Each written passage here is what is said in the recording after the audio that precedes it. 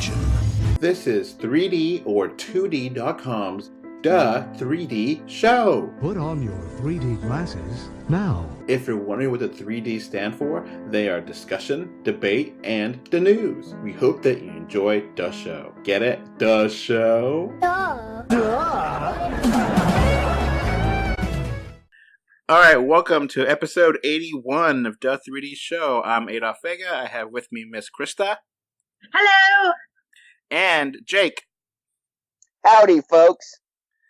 And we got quite a few little topics to talk about today in the show. So, Jake, what do you want to start with? Let's start with the Maleficent trailer. Yeah, that's kind of hard to pronounce. Maleficent, I think. Maleficent.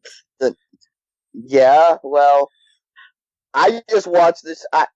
When I watched the trailer, my first thought was, didn't they cut her wings off in the first one? Okay, so yeah, that's a good question because I barely remember the first one, and that came out in 2014. This movie is Maleficent, Mistress of Evil, coming out this October, I think it is. And I don't remember this movie at all, the original. I'm generally confused as to what the sequel is supposed to be about because it still seems to be the same Sleeping Beauty story. So I don't know why they're making a sequel because it doesn't seem to have any additional plot. Yeah, I mean, the first one, I was like, watching it and go, Neil Gaiman wrote a short story that's 100 times better than this. Why did they not buy the rights to that? No, I agree with Krista. I agree with Krista a lot that it seems like the same story. What's the point of this? It is. It's exactly. I'm like, is this another? Did they reboot this? Is this like, oh, we're gonna pretend the first movie didn't happen, and we're just gonna redo it? And I'm like, okay.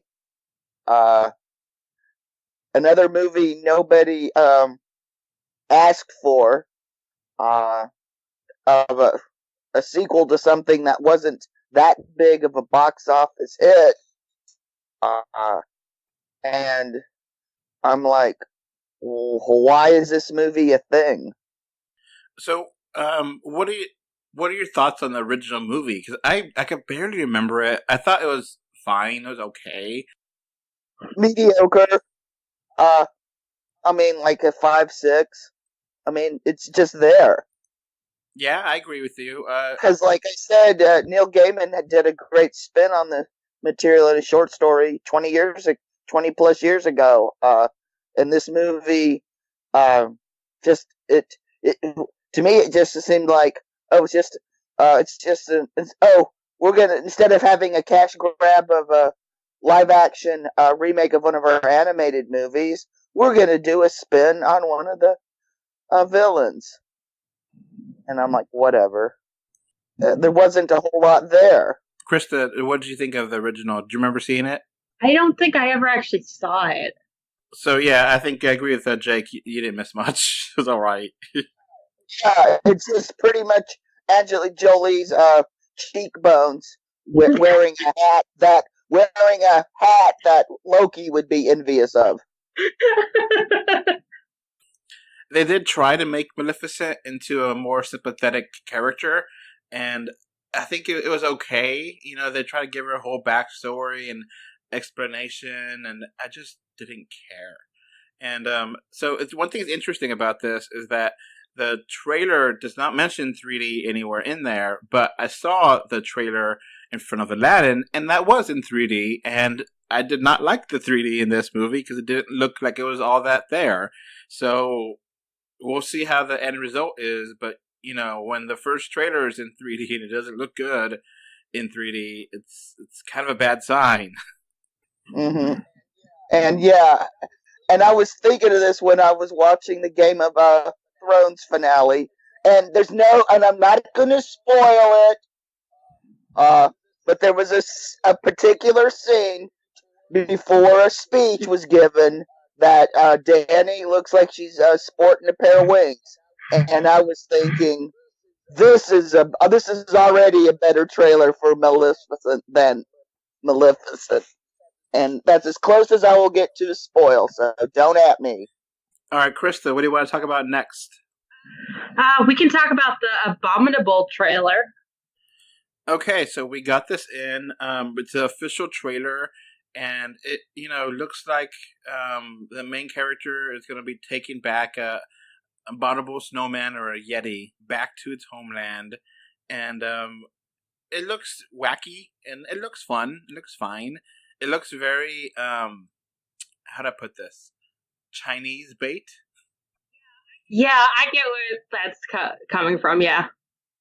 Yeah, this looks like something that says, "Oh, we're gonna just take just a standard, generic, animated movie that we can crap out in 18 months, and we're going to make it for a Chinese audience for Chinese New Year."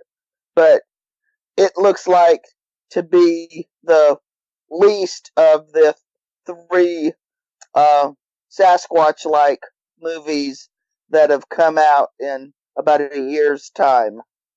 I mean, that being said, I saw the trailer in 3D actually, and the 3D in it looks gorgeous.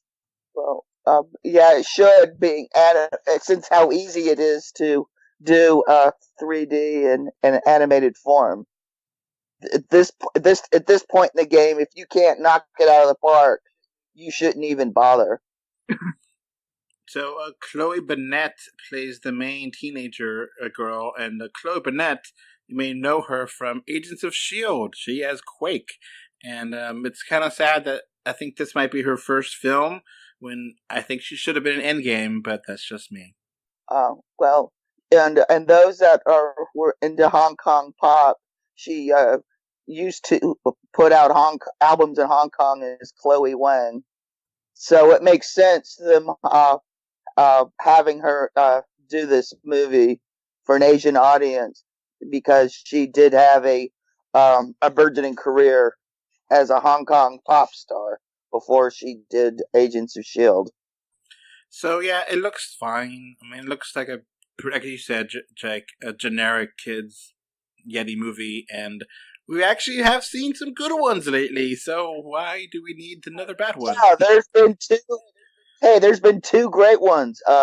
One I had a good idea was going to be good because everything the studio put out was great. And the other one was a pleasant surprise. Who knows? Maybe this one will shock me. Just in case anyone doesn't know, we're talking about Missing Link, from Leica, and also Smallfoot from Warner Brothers. Smallfoot from Warner Brothers. So we'll see. And we've talked before about why is Bigfoot suddenly becoming a thing. Yeah, and why I've become the Bigfoot reviewer in 3D. Yeah, you can listen to that in a spoiler cast of a Missing Link. But yeah, it's just a weird setup that apparently, I guess, Yetis are going to be a hot trend right now, because this is the third movie in about a year to come out with the Yeti. And, obviously these movies had to be made at the same time, close to the same time, because, production and all that, and how they do things with movies, and how they had two Comet movies with Deep Impact and Armageddon, and how they have multiple same movies at the same time. I guess just, Don't forget, and don't forget A Bug's Life and Ants came out about the same time too. Oh, well, Ants was intentionally a ripoff of A Bug's Life, and intentionally trying to, yeah. Yeah, I mean, so kids, if you've ever wanted to see Woody Allen as an ant, you have your chance. Terrifying. Ironically, it's one of his best performances.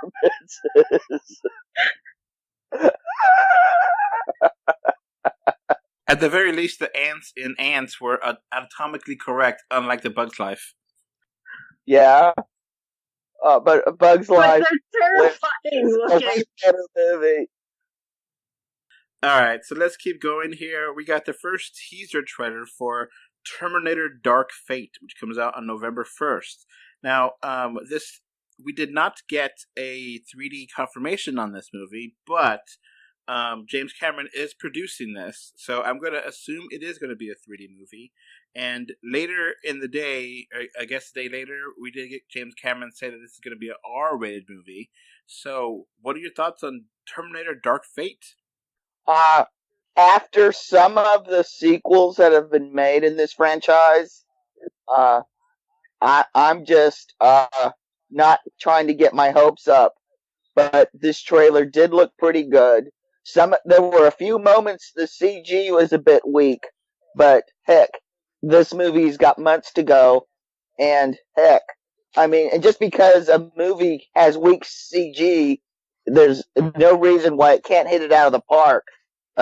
Looking at you, Black Panther, you have to admit Black Panther had some scenes that had some really bad CG work, but that was still a great movie. Yeah. Hey, pleasantly surprised by Alita.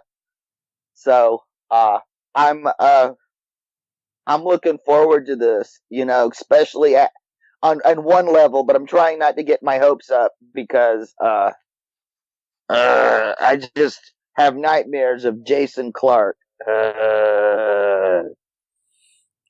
Krista, did you watch this trailer or no? I watched the trailer. I don't have a lot of context for it just because I'm not that into the Terminator. But I do think it's interesting. Excellent. I do think it's interesting that they have one of the main characters being like part robot, basically, and she's like a good guy. Mm-hmm. Yeah, Mackenzie Davis and Gabriel looks awesome, kind of basically taking over like the Robert Patrick role, basically, of the unstoppable Terminator. And then we get to see old man. Then and the trailer makes it look like this is going to be old man Terminator. And Linda Hamilton reprises her role as a very older Sarah Connor. No word on John Connor in this at all, which is probably fine. I think the whole John Connor. I wouldn't be surprised if he's written out. I mean, after all the crap with Jason Clarke taking over the part and some of the sequels, you have to admit some of the Terminator sequels are god awful. Oh yeah, yeah. Well, I hear that it's supposed to be like ignoring everything like 3 on. It's just ignoring them. Yeah. I think that's the way most fans of the series go through life too. Hey, I'm willing to take it a step further and ignore everything after the first one.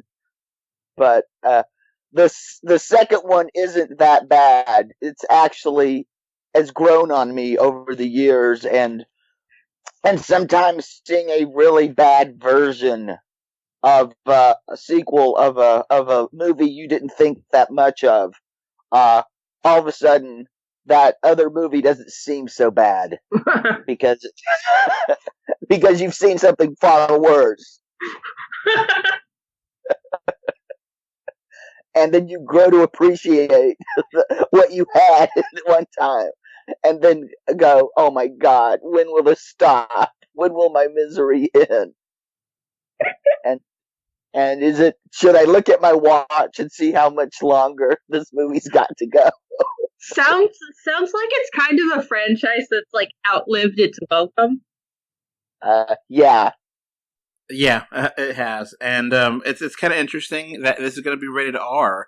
What are your thoughts on a rated R movie for Terminator coming back? Makes sense, since this was always meant to be an R-rated franchise. There's been probably a generation of people that have only seen PG-13 Terminator movies, so it's going to be kind of a harsh reality check when you actually go, see it, and it's going to be interesting. This trailer doesn't show anything with the plot, but there has been a little bit more given, and apparently Sarah Connor is going to be a Terminator, where she is hunting the Terminator machines. So instead of the machines hunting her or her son, she's now actively terminating Terminators. What do you think of that plot idea? So basically this sounds almost like it's becoming almost Red, you know. If you remember that comic that became a movie, Retired, Extremely Dangerous, or The Expendables. And then we also have here the director of Deadpool, Tim Miller, doing this, which is a little bit surprising. Mm-hmm. No, he's good with action and R-rated movies. Makes sense. Since Cameron is too busy to direct anything that's not called Avatar. And he's not doing that either. Hey, he's directing Avatar 2, 3, 4, and 5 at the same time, apparently. And Disney is just sitting there going, what did we just... You bought a procrastinator. Yeah. And, and speaking of Cameron and being now owned by Disney, he's about to really be owned by him because Endgame is now 110 million away from being the highest grossing movie of all time. Amazing. The last 100 million is going to be the hardest one to make, though, because there's so much competition going on right now. It's going to just, if it gets it, it's going to be like squeaking by because every week there's another new big movie, and it just, I've seen it twice. I don't really want to see it a third time. I mean, I love it, but I don't want to see it a third time, So we'll see if it makes it. Yeah, I look at it this way. This is not a sporting event. Whether it crosses that line or not isn't going to validate the movie or invalidate any other movie. And of course the Force Awakens domestic record, I think, will probably still stand. So let's move on to something. Okay. How do I set this up? It's really hard because we previously did a podcast talking about the Sonic movie, and all of us really crapped on the Sonic movie CGI, and right before I was posted the podcast, we got news that they're going to change the CGI of Sonic because they hear everyone's complaining. And now we hear that it's officially been delayed until 2020. So now it's coming out on February 14th, which is Valentine's Day. So is that enough time? Do you think that's going to be enough time to fix the CG? Does anyone want to take their lover to see? That's a weird choice for a release date. For a kids movie, are they marketing this for NAMBLA? I mean, what? I mean, geez. Hey,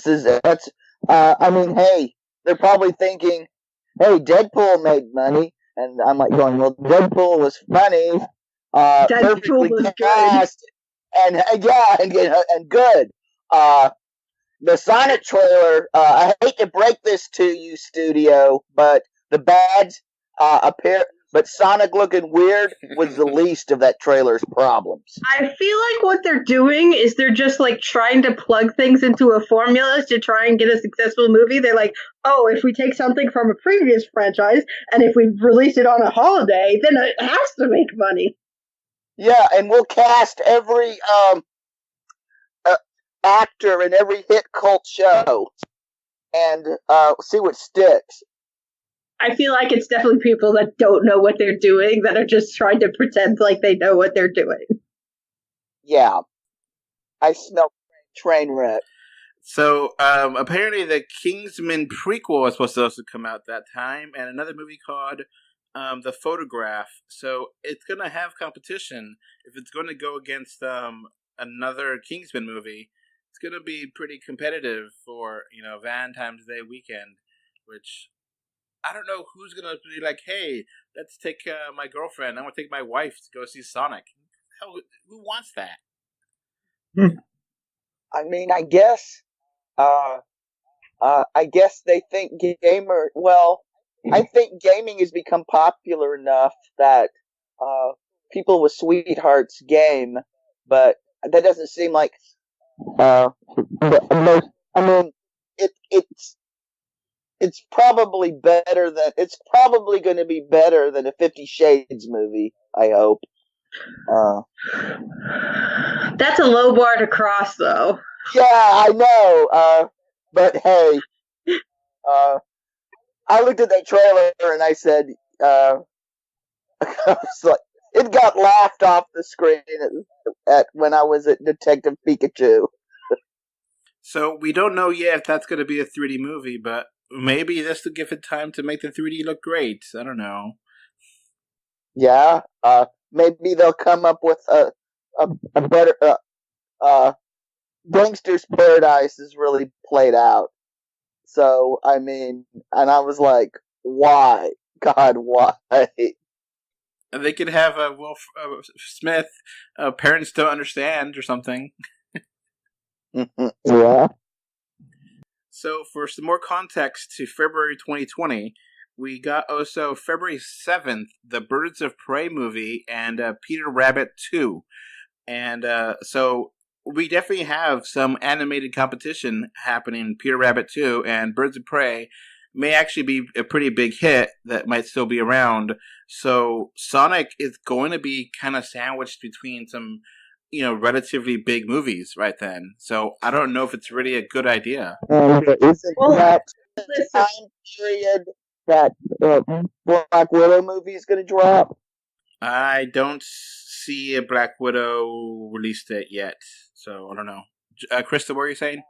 Oh, I was saying, regardless of when it releases, it's still going to be in the middle of good movies, and it's going to be a bad movie in the middle of good movies, no matter when it releases. Yeah, this is starting to shape up like, remember when Alita and all these other movies were going head to head? It was going to be So I have a feeling there's going to be a lot of more date shifting of movies in our future. I mean, they could just take on like January, and there's not that much going on in January, so usually people don't care. It's a dumping ground for a reason. Yeah. Hey, March used to be the dumping ground before the Matrix hit big.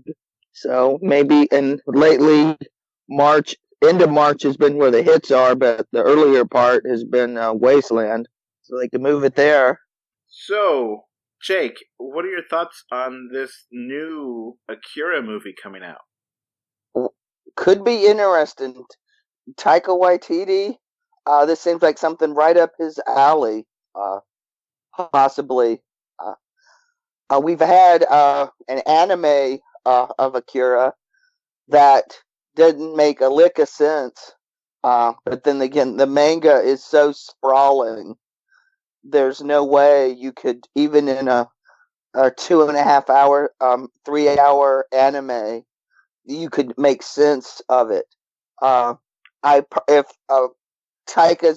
they've got him signed, they're probably thinking they're going to break it down into a trilogy, or at least I hope that's their thinking.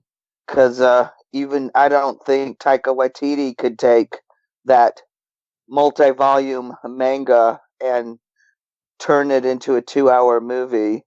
He'd probably be smart and go the route that James Cameron went producing, just film a small part of the first part of the series, and you have a real manageable story. Unfortunately, it looks like Miss Krista was dropped from the call for technical reasons, but we'll have to continue on without her. I really don't know what to say about Kira. I don't know anything about this, so I really, I'm not big into anime, so I've maybe heard of these things, but I don't watch them. I'm not against them. I just am ignorant, and I'd rather not speak if I don't have anything educated to say. It's worth checking out. I mean, it's got some racing sequences that I know everybody throws Ben-Hur. My eyes roll. It's good. I wouldn't call it Ben-Hur quality, but man, they try to make the racing in that anime cinematic, and it succeeds. It's that seeing that stuff alone is just worth the time to watch it. All right, so moving on, we got some Batman news. Matt Reeves' Batman. We got confirmation this week from Warner Brothers that Robert Pattinson will be Batman. What are your thoughts on Robert Pattinson? Robert Pattinson will make a great Batman. I mean, yeah, if all you've seen him in is Twilight, or worse yet, you never seen Twilight, lucky you, but yet you feel like an expert that you can trash it 24/7 to the point of misogyny and coming off like a big jerk. Just stop it. Everybody loved him when he died in Harry Potter. Spoilers. And he's done such great indie work. He's got this. I mean, no problem. He can be Bruce Wayne. He can be Batman. No problem. He's got it. He's a good choice. Yeah, I mean, he does have a jawline for it, which is important for Batman. He's tall. He's has a good slender body, and I think he's gonna be fine. I'm gonna totally give Matt Reeves the benefit of the doubt because he earned it. Because I love the last two Apes movies, and I completely have faith in him. So I'm just gonna let that go. What are your thoughts on the Apes movies? Matt Reeves knocked him out of the park. And I'm a big fan of the original series, and didn't really care much for Tim Burton's take on it. Yeah, my wife wants to rewatch those Batman movies from the Tim Burton, and I watched them once, and I was like, all right, I'm done. I'm sorry. These just don't hold up as much as I thought they would. Yeah, but hey, while you're at it, check out some of Robert Pattinson's indie work, like High Life, and I'm really looking forward to his movie he did with Willem Dafoe, The Lighthouse. He's Damsel. I mean, he's Robert Pattinson since he quit doing since after the Twilight series. He has done some spectacular work. I mean, don't hold Twilight against him. Hell, everybody, those movies suck. He's the first to admit it. The book is based on are terrible. Women should be mad. They deserve to have quality movies. I mean, why should us guys get all the cool toys and the cool movies? Aren't women worthy of having great movies too? Why does Hollywood just keep making junk like Twilight and 50 Shades of Grey and think, oh, we can just shit these out and women will eat it up? They deserve good movies too. I really, really hated 50 Shades. I watched that. I was like, it's so unrealistic, and I really just don't like these characters.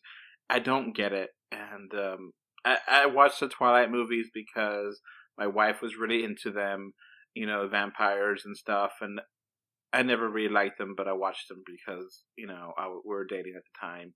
But, it's neither here or there. Let's keep going on here. Yeah, I had to watch Twilight too because they filmed them up around here. So, of course, I had to go see them because I was dragged to them. In fact, I get dragged. People try to drag me to Twilight celebration parties.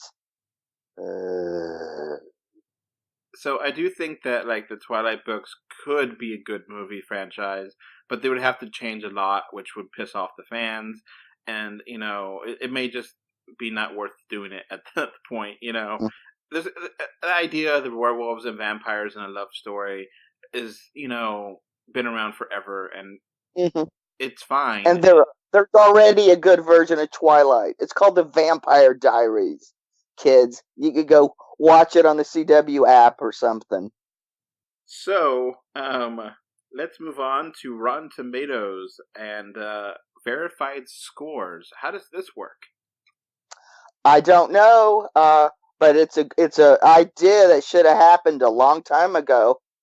I think we can do some verified stuff on Fandango whenever you watch a movie and you buy the tickets, and after that, a little pop-up email will say, "Hey, you've verified purchase. Do you want to tell us what your review?"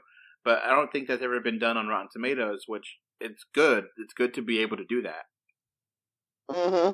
So now this is going to stop a lot of hate monger and trolls in their tracks. They're going to have to get another hobby or a real life. Yeah, I mean, I have problems with Rotten Tomatoes because how they do their calculations is just kind of weird. I mean, some websites, some publications, they use a star system. Some use 1 to 10. Some use 1 to 100, and they kind of to put them all together is kind of misleading. And 3 stars is different. But if the website has 4-star reviews and they use 3 stars, then what does that average to? But if another website uses a 5-star method and they do 3 stars, that's different. And it just Or 1 to 10. Yeah. IGN goes decimals too and goes like 7.9, and it's just like, oh my god, how far can you go down? Oh, and then you've got about Perry Nemiroff, who uses her cat Dewey. And then you've got Andre, a black nerd. He uses Care Bears. And some places don't even do like stars, or they just write everything, and then you get to read it. They're like, "Oh, we're too good to have a score at the end." So it's just kind of a weird process, and I don't like that. Whenever you're trying to buy tickets on Fandango, you see the Rotten Tomatoes score, and it kind of gives you an impression of what you think. And I understand the need for it. I kind of like Metacritic a little more, but I kind of feel like Rotten Tomatoes is kind of a weird system to do things. Yeah, well, they weren't designed to fill a niche that there's a demand for. Too many people who review movies forget their job. They're there. There's a difference between being a film reviewer and a film critic. Now, I bring in a little criticism into my reviews to basically put a movie into context and to tell you why I liked it and why you may or may not like it. Because I figure if the person listening or reading my review knows why I like it, then they can go, okay, I don't like this type of thing, so I may not like this. Or they're checking my review out after they've seen a movie they hate and I loved it, and then they know why, and they go, "Oh, okay, now I see." It's communication. But a film review is not the same as film criticism, and people need to quit conflating them. I remember back in the day with The Dark Knight, there was like one review that was like a 1-star review, and apparently like the website, I clicked on it because I was like, why did they give that 1-star review? I love The Dark Knight, and basically he said it sucks, and that was all the review was. It was like 1 paragraph and it was nothing, and everyone was blasting him and commenting and saying it's a bad website, but none of it mattered because guess what? All those people clicked, and all the people clicked and gave him tons of ad revenue. He didn't care. He did it on purpose because he wanted to be the jerk that ruined the 100% for. Of course, and they rewarded him for it. So that's why trolls keep trolling. That's why they keep doing it, because you keep rewarding them. Yeah, anybody listen to this? Quit rewarding stupid people. So it's a good thing to have re-verified, scores. It's progress, but we'll see how that actually works out in the real world. And Yeah, well, they wouldn't need to do it if people, if there was actually a real separation between film reviewing and film criticism, which there should be, because they both serve different purposes. I think the best way of doing it is just find a critic that you like. Just find a critic that you like, follow them, and sometimes they'll disagree with you, sometimes you'll agree with them, but eventually just find that one person that you really like and agree with, and maybe that's just the way you're doing it, because getting a algorithmic consensus on a movie is not a hard science, and it's just kind of wishy-washy, and I respect the good old And days. it's too easy to game.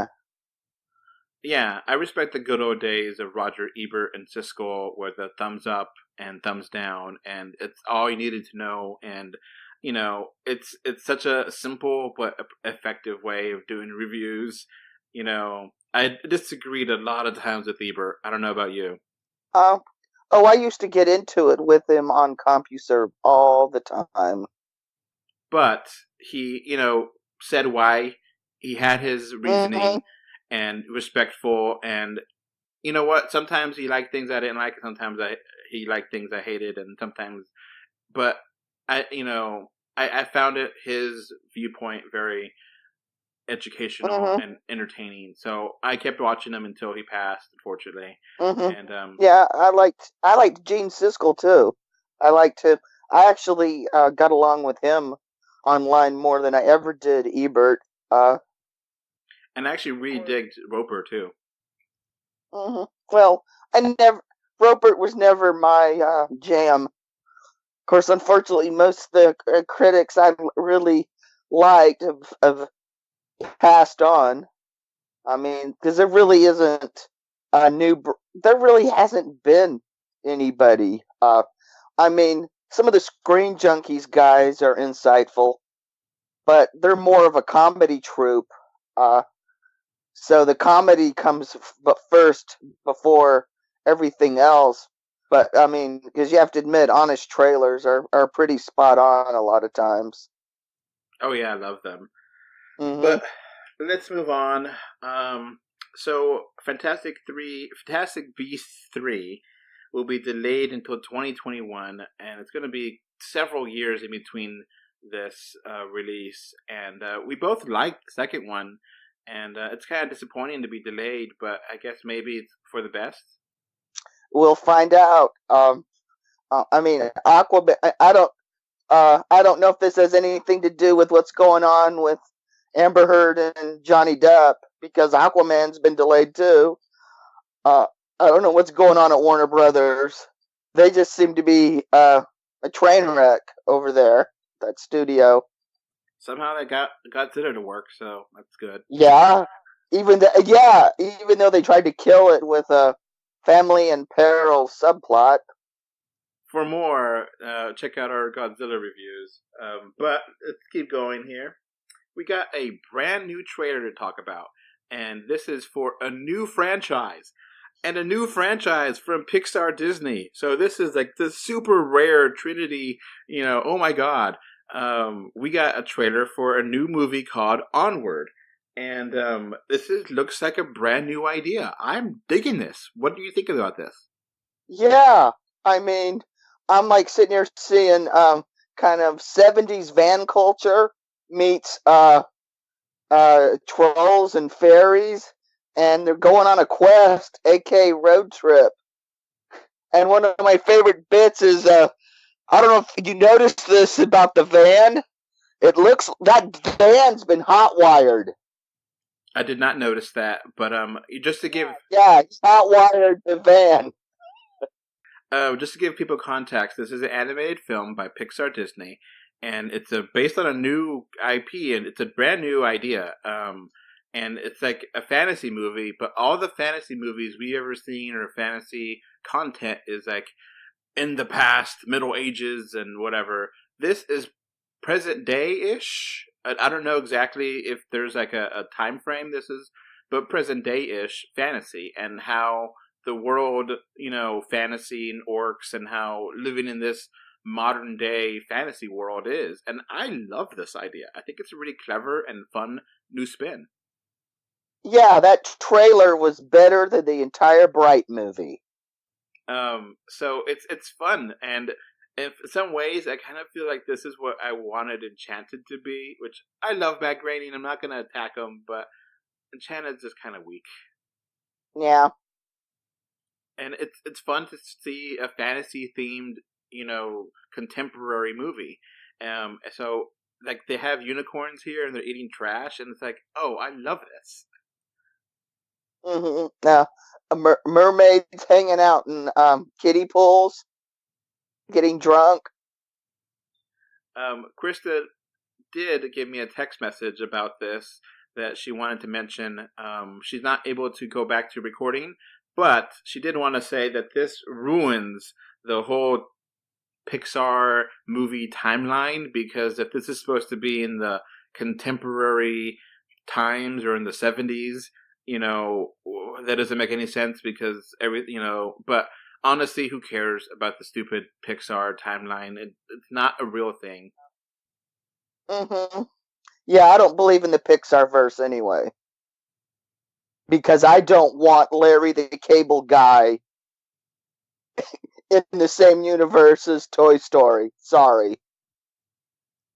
Yeah, I mean, the other day I saw Matt Pack on YouTube, which I love Matt Pack and his film theories, and he talked about Toy Story and how Toy Story, the toys will never die, and eventually they'll be thrown in the trash, and Wally will pick it up, and it's hilarious. It's a fun line. I love it. But it's just a weird thing to really try to put them all together, and I don't think they're really supposed to be, unless they're supposed to be, which obviously, there's some sequels here and there and prequels, but this is a standalone movie, and it looks original. It looks fresh. I've never seen anything like fantasy. It looks like a DreamWorks movie. Yeah, the character models almost look like Shrek, but not. Mm-hmm. Yeah, exactly.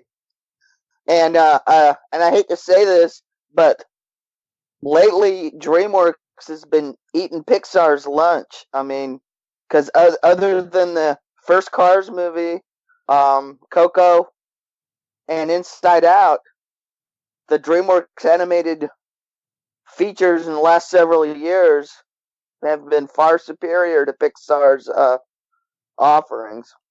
Now, you did mention Brightburn, which I do want to talk about. I wanted to like that movie. It's a Netflix movie with Will Smith, and there's fairies, and there's like... it's Bright.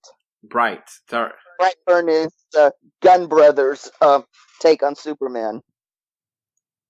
You're right. But Bright with Will Smith, I wanted to like that movie. I wanted to like it. It didn't work. Oh, it's written by John Landis' son, Max, who's a Me Too spoiled brat, and his work sucks. And he's got some decent ideas ruined in execution. Bright just had a shitty script, and Will Smith could not save it. And this looks like something that could work, where that didn't work. And it's kind of funny that this is be like, yeah, we got this. We're gonna make this work, and we're gonna bring fairy tales to modern times, and not have it be in the Middle Ages like everything else. So I'm totally or not look like low budget Canada. I'm talking about you Once Upon a Time. So I'm game. People always complain about new franchises. Where's the new stuff? Where's the new ideas? Well, here it is. And if you don't like it, well... Yeah. You deserve... just go back to your old stuff. I'm looking forward to Onward. Of course, when I first heard the name, I thought it was going to be something based on the Oregon Trail. Yeah, the title is kind of generic, kind of basic. I kind of think they would have loved to use Enchanted, but I think they already had. They couldn't do that because the Enchanted, that live action one, and then the Netflix Matt Groening cartoon, which is only okay. I mean, I love Futurama more than The Simpsons, but still. Yep, so do I. I think Futurama is his opus. And I wish James was here because we actually, I don't know if you knew this, Jake, but James and I used to record reviews of Futurama episodes and put it up on YouTube many years ago. Ah, no, I did not know. And yeah, it was a good time. That's how me and James met, was because he wanted to record with me on YouTube. And then that channel got killed because of copyright infringement garbage. And anyway, but yeah, I have a big love affair with Matt Groening's work and Futurama in particular, and Disenchanted, which this is very much similar. It just is kind of mediocre, and this looks fun. This looks new. It doesn't look like a musical either. Just like, I don't know what the quest is. It's the perfect kind of teaser where I want more. Exactly. All right, we got one last thing to talk about, Jake, and it's just kind of funny. Okay. So Disney released character posters and of the characters in Lion King, and Pumbaa is making the rounds as memes, as everyone is really scared of this super realistic version of Pumbaa, which Pumbaa is a warthog, and they're not really attractive, cute, cuddly creatures, and they made it look like a real warthog would look like, but people are scared. What are your thoughts on this? I think Pumbaa might be able to take on Godzilla. Yeah, it looks really scary, actually. Yeah, almost looks like one of those Mutus that Godzilla's fought in the last two American Godzilla movies. And, and he gave Godzilla... I think Pumbaa could give Godzilla a run for his money. So that could be the next one after King Kong versus Godzilla. It can be Godzilla versus Pumbaa. Yeah, it's frightening looking, and it's realistic, but I mean, it's also kind of just hard to look at because it's so realistic, and yeah, I mean, this Lion King, I'm scared about it. I want it to be good. It just or he could be the next Cloverfield movie. I mean, I will give credit that Disney does look good, and the actual cats, the lions in Lion King, do look like actual lions and look cute. Yeah. Cats are very cute creatures, so we both have cats that we take care of and love. So, Yeah, I'm definitely head of the staff for 2 Siamese. And I got 2 cats too, so we're cat people. We like cats and dogs. We don't hate. We love animals. Yeah. But warthogs are not that pretty looking. I'm sorry. And this might be a problem for Disney, where these character models are not really translatable to live action that look cool. I mean, meerkats are cute. They're like gophers, right? Yeah. Yeah, kind of a cross between a cat and a gopher. Because I'm just worried about if the merch is going to be really hard to, are kids really going to want a Pumbaa, plush? Yeah. All right, so I guess that's basically it for this episode 81 of the 3D Show.